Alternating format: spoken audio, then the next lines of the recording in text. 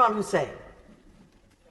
Thank you, Madam Deputy Speaker, and let me set this out very clearly.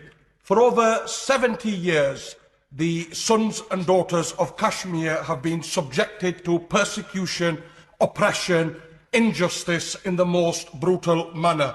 For over 70 years, they have been butchered, maimed and killed at the hands of an occupying Indian military operating under the draconian Armed Forces Special Powers Act. And for over 70 years, they have had their rights eroded, had their freedom stripped away and had their self-determination denied.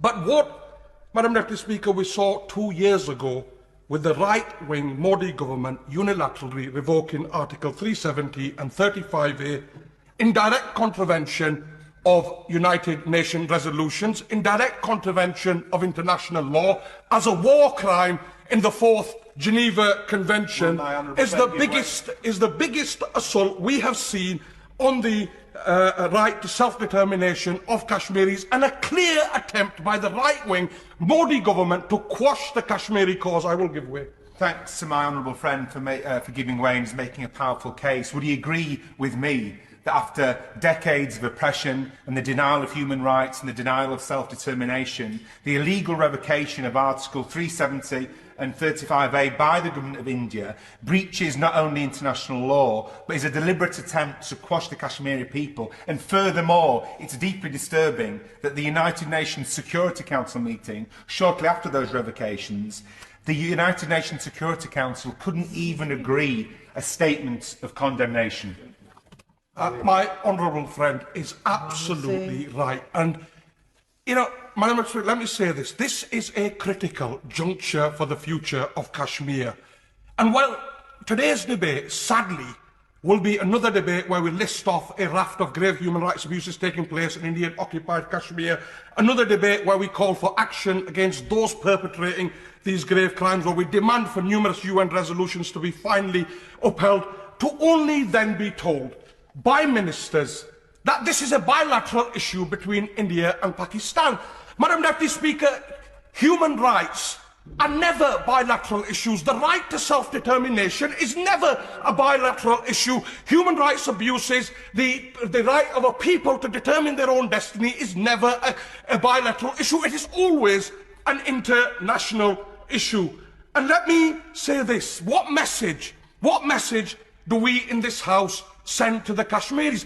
Does a Kashmiri child not feel the same pain as any other child? Does a Kashmiri child not bleed in the same way as any other child? Is a Kashmiri child's life not worth the same as any other child's life?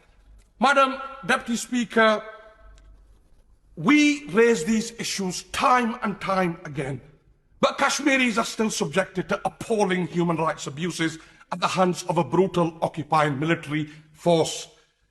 If the UK and the rest of the international community continues to remain silent and continues to refuse to uphold UN resolutions, and the right-wing Modi government continues to actively ignore them to unilaterally quash the Kashmiri struggle, then what is the point of us talking here? And I have to ask this at this point, what is the point of the United Nations when they cannot even enforce, when they cannot even implement their own resolutions? And we have to start asking these very serious questions. My honourable friend makes a perfectly fine point in terms, soon after the revocation of Article 370 and 35A, the United Nations Security Council met and could not even agree a statement of condemnation. That is shameful, Madam Deputy Speaker.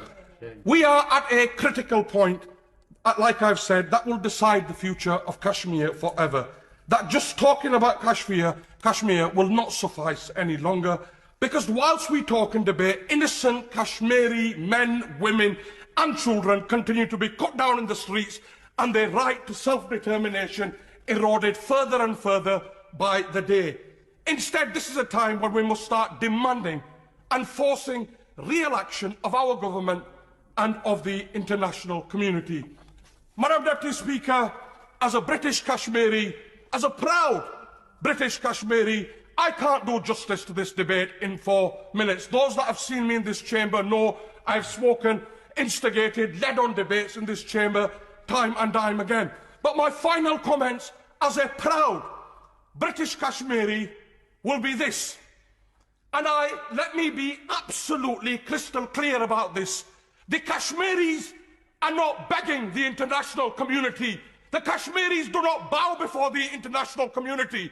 The Kashmiris around the world unite to demand our birthright to self-determination and to determine our own destiny. Thank you, Madam Deputy Speaker.